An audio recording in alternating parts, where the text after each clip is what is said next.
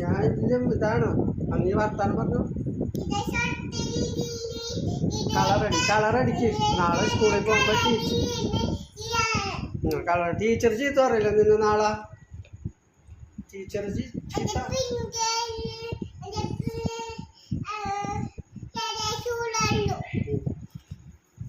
ചായ കുടിച്ചാ?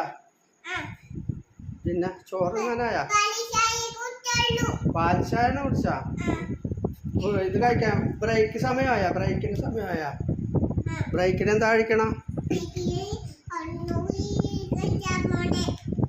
ബിസ്ക്കറ്റാ?